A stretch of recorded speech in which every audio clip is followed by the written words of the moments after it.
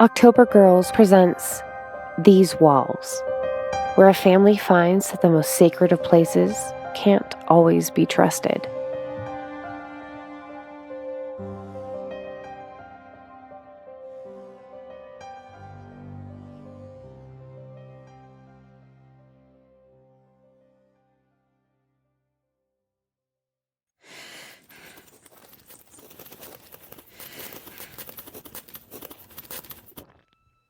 The scratching. 100 tiny nails on hardwood ripped me awake. I kept my eyes squeezed shut, pulling the covers over my head. It's in your head. It's in your head. It's all in your head.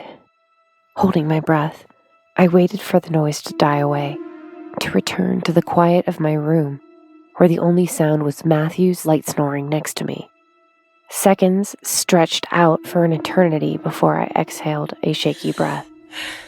The noise was gone. I inched the covers down my face and peeped over the edge. Everything was exactly how I left it before turning off the lights.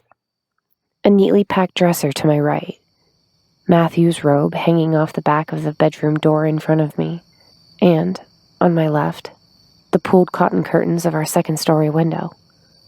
Moonlight filtered into the room, a phantom glow exposing just enough to confirm that I was in bed, back in reality. Sitting up, I turned to look over at Matthew's sleeping form. He was on his side, facing away from me, the cover rising and falling. Sighing in relief, my hand ran over his back, needing the solid support of his shoulders. Something was wrong. His usual warmth was missing, and I almost fell back when his shoulder collapsed under my touch. Every hair on my arm stood on end. I threw back the covers only to choke on my own scream. Dead chickens were piled in a heap, feathers, rotten and black, whirled around me. Then the stench hit me, a putrid, vile wall of decay. I gagged, tears streaming down my face. A clammy sheen of sweat prickled over my back. Gasping, I clawed out of the bed. But before my feet touched the floor, the black mass sprouted limbs. Claws dug into my shoulders, pulling me back, dragging me into its dark embrace. Air was crushed from my lungs as I failed to cry out, instead croaking, "Let me go!" I wrestled against the black grip, desperate to escape the room.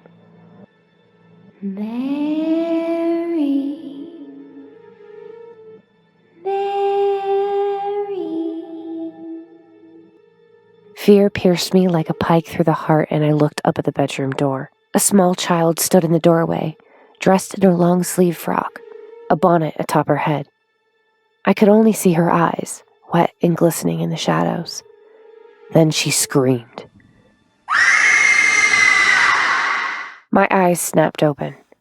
Matthew stared back at me, restraining my flailing wrists. Concern creased his face and exhaustion shadowed his eyes as he shook me once more. "Mary, wake up! You're having another nightmare!" He pulled my panting frame into a tight embrace and I collapsed into quiet sobs. Not wanting to wake the kids, who were sleeping just down the hall, I muffled whimpers into my husband's chest, praying for salvation from this hell. 4 weeks ago, what started as a simple renovation project for our newly purchased dream home had turned into a real-life nightmare. The kids had started to complain that the house never seemed to stay warm through the cold January nights. Even I couldn't deny the growing discomfort as the temperature dropped closer and closer to freezing.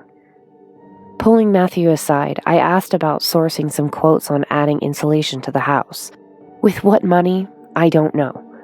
He hesitantly agreed, and I spent the rest of that day calling local handymen. I hired a contractor and had them start in the living room.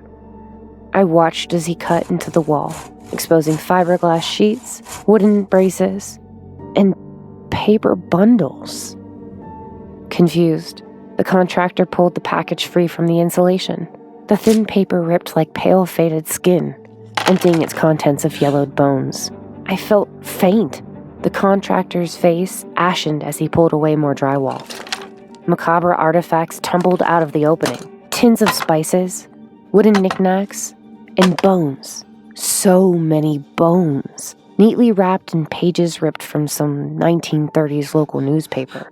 Mummified chicken feet. Fragile hollow beaks. And rib bones poked out of faded black and gray paper. I rushed to the bathroom, the porcelain bowl catching my sick. Moments later, I dragged Beth Ann, her tiny arms wrapped tightly around her baby doll, out of the house and sat in the car. My hands had trembled as I dialed Matthew's number. The emotional cracks in my voice unintentionally quieted Beth Ann as I told him what happened, her eyes like round, watery saucers in the rearview mirror. We couldn't move. There was no money left, and who would want this place now that we found this mess? No, we couldn't afford to stay in a hotel long term. No, his mother lived too far away, and they can't fit 6 people into their small farmhouse. I had remained silent as Matthew laid out the ugly truth. We were trapped in our home. Prisoners within these infested walls. I thanked God that the boys were at school, and Beth Ann was too young to truly understand why I trembled in my seat. That night, we sat the children down. Mommy and Daddy are going to get some work done on the house. The words bitter and sour in my mouth while I painted on a sunny smile. We want to make the home nice and warm. I promise it won't take too long, but you need to stay away from the living room and do as we say. The children had grinned at the news. I spent the night crying into my pillow.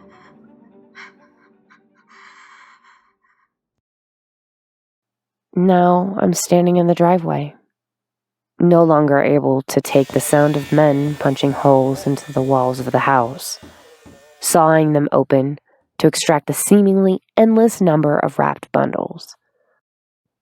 Between fundraising from the congregation, them having caught wind of our predicament, and a withdrawal from Matthew's retirement fund, we managed to pool the money needed to hire a crew to cleanse our walls of its eerie contents. Every single wall in the house needed to be ripped open and gutted. Hugging myself, I let the cold air wash over me, frosting my breath. My boots crunched in the snow. I looked up at the window above the porch. Beth Ann! I crashed through the front door, startling a few of the men working in the living room, and scrambled up the steps. I saw her, that little girl, her gray dress and her bonnet clearly visible in Beth Ann's bedroom window, tiny hands pressed into the panes. Beth Ann, where are you? I cried out as I ripped her door open. Blonde curls pulled into pigtails ran up to me. Mommy! Mommy! I'm here! I scanned the room, scooping my baby into a suffocating embrace. Sunshine yellow wallpaper covered in daisies greeted me. Scattered over the floor were toys, a messy bed in the corner, and, at the center of the room, a play table set for 2. Mommy? Mommy, you're scaring me, Beth Ann whined, blue eyes pulling with nervous tears. Mommy, sorry, honey. I just thought I saw something. I'm so sorry. Please don't cry. We were quiet, just like you asked. I promise. My heart froze mid-beat. We? I pushed out slowly. Who's we? Me, I followed my baby's finger as she pointed to the window. And my new friend. She's right there.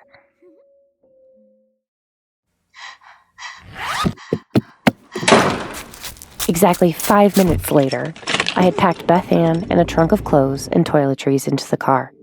I picked up the 3 boys from school, a full 3 hours before it ended, and checked into a hotel. Thin plastic sliding through the reader. Cost be damned. Mary, you're not acting rationally. You're sleep deprived. We both are. That's all. I was perched at the edge of a lumpy hotel mattress, my head in my hands. Don't talk to me like I'm some insane person, Matthew. I know what I saw. I will not have our children spend another night in that house. I promise you, there are no such things as ghosts. We are not living in some horror film, Mary. We are exhausted, and sometimes it causes your mind to play tricks on you. Yes, the dead animals in the walls are weird and creepy, but that's it. Creepy and weird. Don't tell me that I'm crazy, Matthew. I saw a little girl, and Beth Ann saw her too. She played with her. She played with her. If you don't believe me, go talk to your daughter. My husband ran his hands through his hair, pacing back and forth. I'm not saying you're crazy. I'm saying that we are stressed, haven't had a full night's sleep in weeks, and it's causing us to see things that are not there. I'm not asking our 2-year-old if she saw a ghost. Kids her age have imaginary friends. I'm positive that's all it was. Tears ran down my face. My husband stopped pacing and sighed. His shirt hung on his frame. He had lost some weight. The mattress creaked as he sat next to me, taking my hands into his. Thinking through the words, he said, I don't want you to be terrified, Mary, especially in our own home. I just don't know what to do. I'm picking up extra shifts, but we barely make the minimum payments on the cards as it is. And if we stay here, I don't think we can make the mortgage payments, and then we'll be homeless. The kids will be homeless. He looked so tired, so beaten, so desperate. We fell silent. I ran and reran through our options in my mind. Matthew was right. We didn't have much of a choice. Maybe my exhaustion was causing me to see what was really not there. I didn't have to look in a mirror to see the almost purple shadows under my eyes, see the edges of my cheekbones and jawline sharpen, and see how my clothes hung limply on my body. I squeezed Matthew's hand. Can we ask your mother to take the kids until the renovation is finished? It would only be for a few weeks, and I can ask the pastor for work. It won't be much, but it'll be something. I know he needs help with some of the administrative tasks right now, and I steeled my heart for this part. I think I can bear being in the house so long as the children are not there. I don't want them to see the things that we find in the walls. Matthew pulled me into his arms, kissing the top of my head. Are you sure? Maybe I can ask my mom if we can stay there a bit as well. I shook my head. Asking her to take our kids is already too much. At least she'll be happy to have the time with them while this is all happening. Are you sure you can go back in that house? Maybe you can stay with a friend. No. Let's just get this done. I need this to be done. It'll be okay. Matthew rocked me slowly back and forth. I love you. I promise we will fix this. Then we prayed.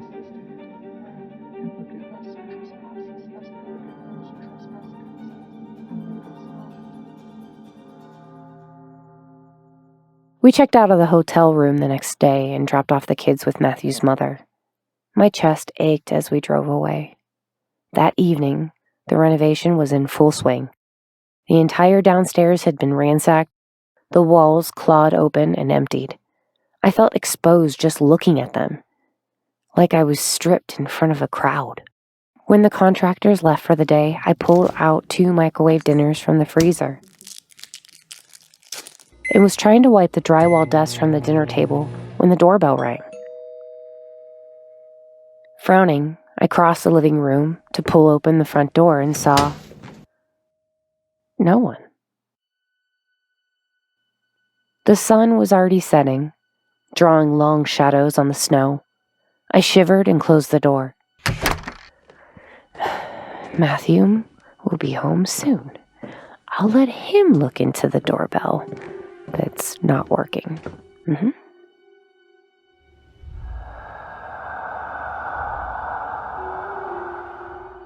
I froze.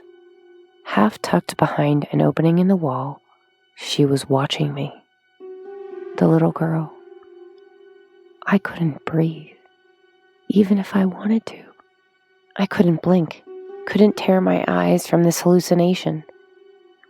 Nope, you're just imagining this, Mary.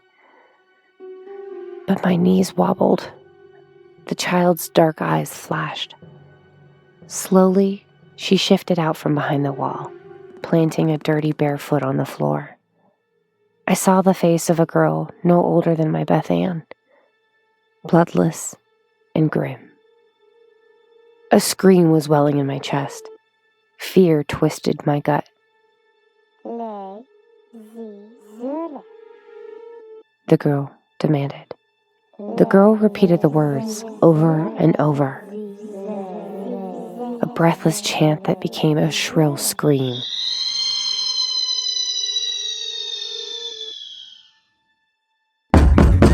A knock at the door boomed, and I finally screamed.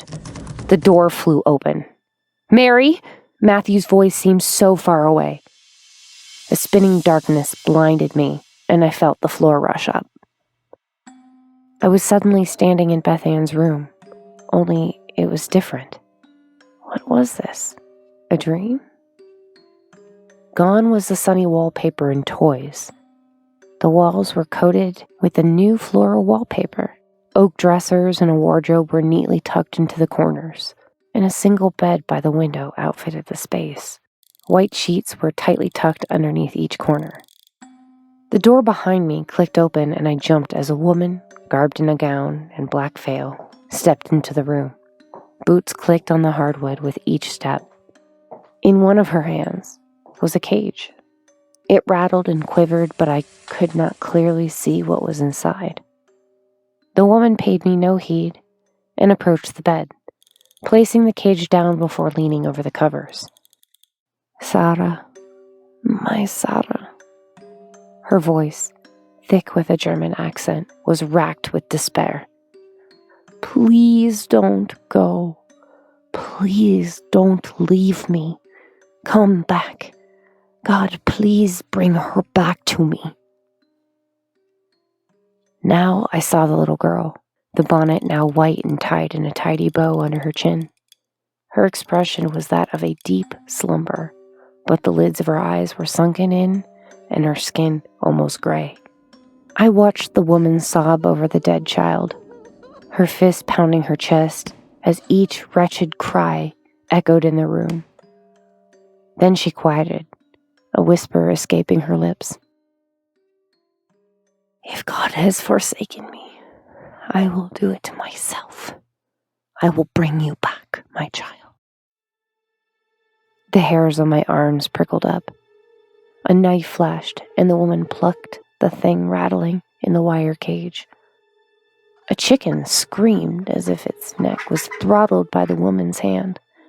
The knife slashed and blood showered the bed sheets and the child's face. I gagged, stepping back.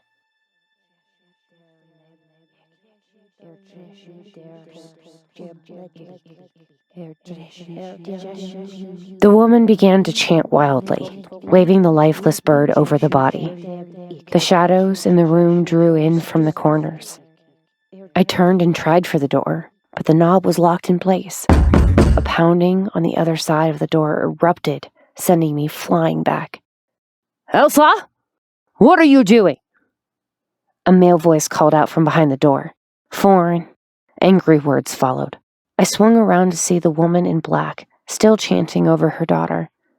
The window behind her frosted, but something was moving behind the ice. A shadow. The room darkened more, and the bed began to rattle. I screamed and flung myself against the far wall. I watched in horror as the veiled woman froze. She bent over the child, listening for a breath. When the tiny chest failed to rise, the woman cried out before running the blade over her wrist. Crimson pooled under her boots. I squeezed my eyes shut. Silence washed over me, like a vacuum of space. I held my breath, not wanting to move, refusing to turn around. Then a childish voice whispered in my ear, soft and clear as day. Put them back. I bolted awake. A cool towel fell into my lap, and I saw Matthew's gaunt face watching me. My head throbbed and my mouth was cotton dry. Tears pooled in my eyes, and Matthew reached out to wipe them away. Matthew, something's here. A ghost, a spirit, I don't know. But I swear on my life, I am not just imagining things. Please believe I'm seeing things too. I stared back at him in disbelief. Matthew clenched his fists and said through gritted teeth, I can't explain it, but I've seen something, Mary. I keep telling myself it's all the overtime and lack of sleep, but... He bit his lip and pressed the palms of his hands into his eyes. What are you saying? I asked. I watched his face crumple in small degrees. His voice was raw with fear as he continued. At first it was far away, like someone standing in the distance. Now I see it peering into the windows. I feel it watching us at night sometimes, and sometimes during the day. I know deep in my soul that it wants inside. It's searching for something. What, Matthew? What is it? He looked up and grabbed my arms tightly to pull me close. I don't know, he whispered, and dread washed over me. We sat quietly for a moment. The little girl told me to put them back. Put what back? I look over at the pile of trash bags, filled with contents of the walls. Matthew grimaced. But we already threw so much away. I know.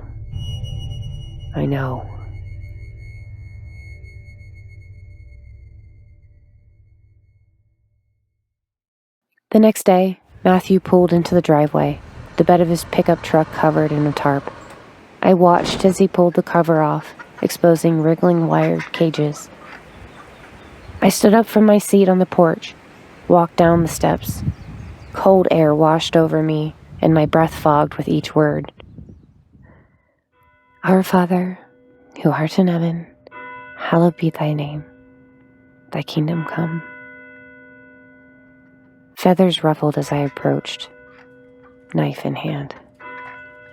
Thy will be done on earth as it is in heaven. Amen.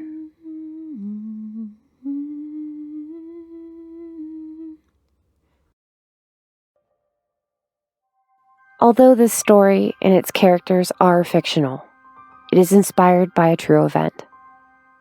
Around February 2015, nestled in Auburn, PA, Schuylkill County, a family discovered dead animals wrapped in newspapers from around the 1930s and 40s, as well as half-used spices and other items packed into the walls while renovating.